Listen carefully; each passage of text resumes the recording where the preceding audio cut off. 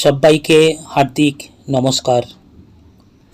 আমাদের বিশ্বকবির গীতবিতানের বিচিত্র পর্বের 20তম কবিতা।